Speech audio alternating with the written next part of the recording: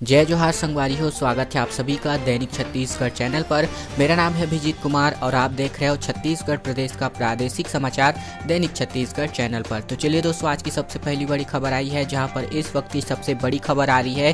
प्रदेश में अब महामारी की दूसरी लहर से निपटने की तैयारियां शुरू की जा चुकी है। इसी बीच प्रदेश में अब बीपी, शुगर और दिल के मरीजों का जो रिकॉर्ड है वो यहाँ पर तैयार करने जा रही है सरकार। साथ ही साथ सर्दी के मौसम को देखते हुए यह जो रिकॉर्ड का प्लान है वो बनाया गया है।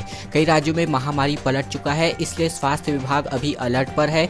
देश के कई राज्यों में महामारी पलट कर आने के बाद से स्वास्थ्य विभाग ने हाई रिस्क श्रेणी बनाकर इसके दायरे में आने वाले मरीज हैं तो उनकी मॉनिटरिंग करने का निर्णय ले लिया है।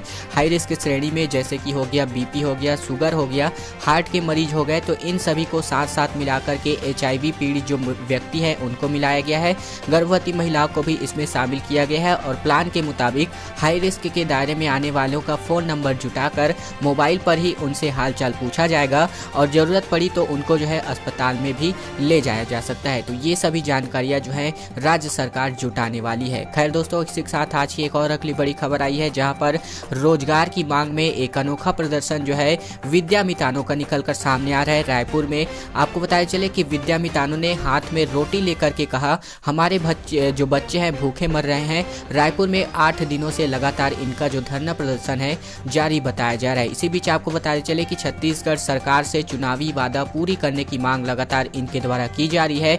तो वही नियमित किए जाने की बात पर ये जो प्रदर्शनकारी है अड़ चुके हैं। साथ ही साथ विद्यामितानी वे वितानिन है, यानी कि विद्यामितान वे लोग होते हैं जो अनियमित शिक्षक के रूप में कार्य करते हैं, जो प्रदेश के ग्रामीण हिस्सों में शिक्षा पहुंचाने का काम कर रहे थे। ऐसे में रायपुर के बूढ़ा तालाब के ठीक सामने धरना स्थल पर विद्यामितान यानी कि अनियमित शिक्षक धरना दे रहे हैं। तो वही मंगलवार को शिक्षकों ने हाथ में रोटी लेकर विरोध जताया हुआ है। सभी ने कहा कि हमारे घर पर अब रोटी का संकट मंडरा रहा है, तो काम नहीं है तो हमें रोजगार दे दें, हमें चुनावी वादे के मुताबिक नियमित करें। तो इनका प्रदर्शन भी हाल फिलहाल में सही निकल कर सामने आता है, क्योंकि जो कांग्रेस सरकार है तो उन्होंने जो चुनाव के समय अपने जो घोषणा पत्र है तो इनमें नियमित करने के जो वादे हैं वो यहाँ पर पूरे किए हुए थे, जो कि अब जो है सरकार बनने के 2 साल बाद भी पूरे होते हुए नजर नहीं आ रहे हैं। तो ये एक छोटी सी चूक जो है आपके सामने निकल कर सामने आ रही है। दोस्तों, इसी के साथ आज की एक और अगली बड़ी खबर आई है, जहां पर धान खरीदी जो है 1 दिसंबर से होने वाली है। इस बार 70,000 प्लास्टिक की बोरियों का उपयोग जो है धान खरीदी में होने वाला है। 700 नई समितियां से इन किसानों को राहत मिलने वाली है, जबकि 15 क्विंटल प्रति एकड़ की दर से जो किसान है अपने जो फसल है वो मंडी पर बेच सकते हैं। प्रदेश में धान खरीदी 1 दिसंबर से शुरू होने वाली है। इस बार भी केंद्र सरकार द्वारा घोषित न्यूनतम समर्थन मूल्य पर किसानों से धान खरीदी की जाएगी, यानी कि जो केंद्र सरकार द्वारा MSP घोषित की गई है तो उसी न्यूनतम समर्थन मूल्य पर ही धान की खरीदी किसानों से इस बार की जाने वाली है। तो वही अंतर की राशि इस बार की तरह ही किसानों को दे दी जाएगी। तो वही धान खरीदी के लिए इस बार 70,000 प्लास्टिक बोरियों का उपयोग होने जा रहा है। इसी बीच आपको बताया चले कि इस बार महामारी की वजह से बारदाना की सप्लाई चेन में भारी कमी गिरावट आई है।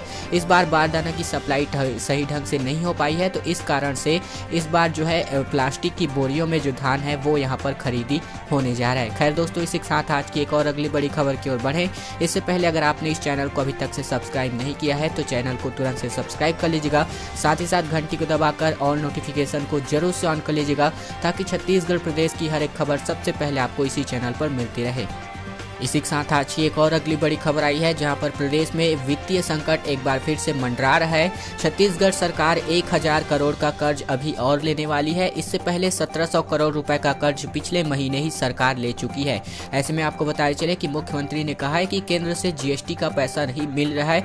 तो ऐसे में आपको बताया चले कि ऐसे कई राज्य हैं, हालांकि सभी राज्यों को GST कलेक्शन जो है केंद्र से नहीं मिल पा रहा है, क्योंकि इस बार GST कलेक्शन महामारी की वजह से नहीं हो पाया है। साथ ही साथ पिछले सप्ताह ही 1000 करोड़ रुपए का जो सरकार है कर्ज ले चुकी है। इसके बाद फिर से 1 महीने में ही लगभग 1700 करोड़ रुपए का नया कर्ज जो है सरकार ले चुकी है।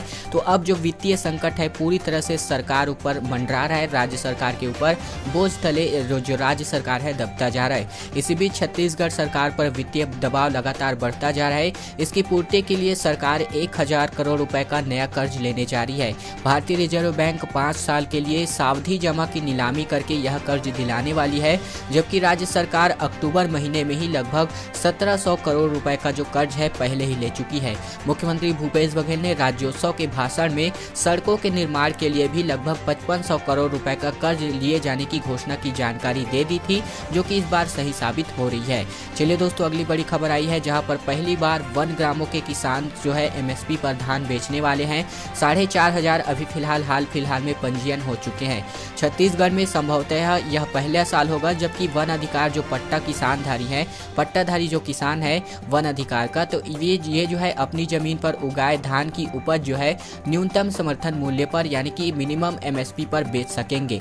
प्रदेश सरकार ने जो है पहली बार प्रदेश के वन अधिकार पट्टाधारी किसानों के हित में बड़ा फैसला लेते हुए खरीफ विपणन वर्ष 2020-21 में वन अधिकार पट्टाधारी किसानों से भी समर्थन मूल्य पर धान खरीदी का निर्णय ले लिया है।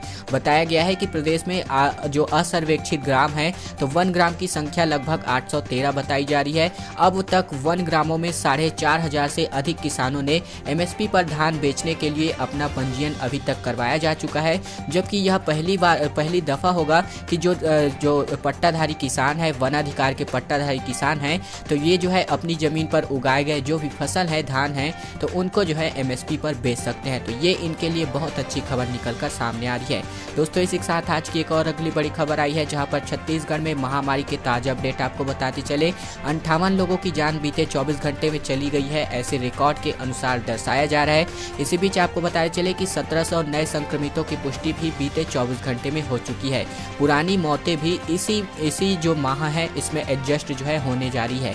ऐसे में छत्तीसगढ़ में महामारी के केसेस की बात करें तो बीते 24 घंटे में 1700 नए संक्रमित मिले हैं, जिनमें रायपुर के 102 मरीज शामिल है। इस दौरान जो है 58 मरीजों की मौत भी बताई जा रही है और 14 इनमें से अकेले रायपुर की बताई जा रही है। इधर स्वास्थ्य विभाग ने महामारी से हुए मौतों की ऑडिट का सिलसिला जो है जारी रखा है। यह जानकारी सामने आई है कि प्रदेश में महामारी से हुई लगभग 2200 से ज्यादा मौतों में से लगभग 1355 पुरानी है, जिन्हें अब जो है एडजस्ट किया जा रहा है। तो ये जो है आंकड़ों में बहुत ज्यादा हेरफेर के कारण जो मौतों का आंकड़ा है लगातार छत्तीसगढ़ में बढ़ाकर दिखाया जा रहा है स्वास्थ्य विभाग की ओर से, क्योंकि अब जो मौत हो चुकी है बीते महीनों में तो उनको जो है एडजस्ट करके इस महीने में डाला जा रहा है। तो ये जो है आंकड़ों में बहुत ज्यादा परिणाम निकलकर सामने आ रहा है। दोस्तों, इसी के साथ आज की अगली बड़ी खबर आई है कि मेन लाइन पर अब जो है पूजा स्पेशल ट्रेनें चलने वाली है। त्योहार में लंबी वेटिंग से यात्रियों को अब राहत जो है मिलने की उम्मीद लगातार जताई जा रही है। इस महीने दिवाली, छठ पूजा और फिर शादी विवाह के मुहूर्त होने के कारण लगातार वेटिंग सूची बढ़ने से अब रेलवे जो है पूजा स्पेशल जो ट्रेन है वो चलाने के साथ ही दुर्ग अंबिकापुर जो ट्रेन है तो उसको जो है 31 दिसंबर तक चलाने का शेड्यूल जारी कर दिया गया है। इससे पहले केवल 6 नवंबर तक चलाना इसको तय किया गया था, लेकिन ये जो शादी विवाह का कार्यक्रम है, साथ ही साथ जो पूजा स्पेशल ट्रेन है, छठ पूजा होनी है, तो इनके कारण जो स्पेशल ट्रेन है तो इनकी जो डेट है उसको बढ़ा करके अब ज़्यादा दिन तक इनको चलाया जा रहा है। साथ ही साथ इन त्योहार में यात्री गाड़ियों की संख्या में कमी ना हो, इसके लिए भी जो भारतीय रेलवे है पूरे इंतजाम कर रही है। जैसे ही कोई नई खबर आती है वो तो हम आपको लगातार बताते रहेंगे। दोस्तों, इसी के साथ आज की एक और अगली बड़ी खबर आई है जहां पर 5 इनामी नक्सलियों समेत 10 नक्सलियों ने सरेंडर किया हुआ है।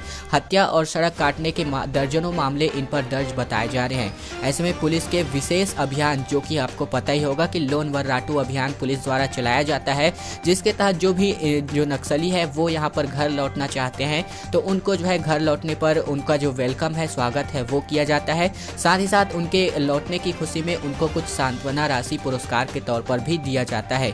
तो इसी के तहत, इस अभियान के तहत सभी नक्सलियों पर जवानों की हत्या, सड़क काटने जैसे दर्जनों मामले दर्ज हैं। आत्मसमर्पण करने वाले नक्सलियों में 5 लाख का 1 और 2 लाख का 1, साथ ही साथ 1 लाख के 3 नक्सली जो है इनामी नक्सली शामिल हैं। अब आपको बताया चले कि मलंगीर एरिया में सक्रिय 5 इनामी नक्सली समेत कुल 10 लोगों ने, जो 10 नक्सली हैं, तो उन्होंने जो है एसपी के सामने अपना आत्मसमर्पण किया हुआ है। तो ये बहुत अच्छी खबर आई रही है जहां पर लोन वर्राटू अभियान का बहुत हद तक जो अच्छा न्यूज़ है वो निकलकर सामने आ रहा है। दोस्तों, आज की अंतिम बड़ी खबर आई है जहां पर बिहार इलेक्शन का जो सीजन है वो यहां पर छत्तीसगढ़ पर इम्पैक्ट पड़ने वाला है। बिहार में 3 दिन चुनाव प्रचार जो है छत्तीसगढ़ के मुख्यमंत्री भूपेश बघेल करने वाले हैं। पहले दिन बिहार के कटिहार में जिले में जनसभा होने होने वाली है। बिहार चुनाव में कांग्रेस के स्टार प्रचारक के रूप में भूपेश बघेल अपनी रैली को संबोधित करने वाले हैं। छत्तीसगढ़ के मुख्यमंत्री भूपेश बघेल जो है अगले आने वाले 3 दिनों में बिहार प्रवास पर रहने वाले हैं। कांग्रेस ने उन्हें बिहार विधानसभा चुनाव के लिए स्टार प्रचारक बनाया हुआ है। तो पिछले सप्ताह ही उन्होंने वहां कई जनसभाओं को संबोधित भी किया हुआ था। तो ये दोस्तों आज की खबरों का सिलसिला यहीं तक का था। उम्मीद है आपको वीडियो जरूर पसंद आया होगा। वीडियो अगर आपको पसंद आया होगा तो वीडियो को जरूर से लाइक कर दीजिएगा। साथ ही साथ यह वीडियो हर एक छत्तीसगढ़ के वासियों तक जरूर शेयर कीजिएगा ताकि उन तक भी जानकारी है पहुंचती रहे और जो भी योजनाएं हैं उनका बखूबी आनंद उठाते रहें। दोस्तों अगले वीडियो मिलेंगे, तब तक के लिए धन्यवाद, नमस्कार।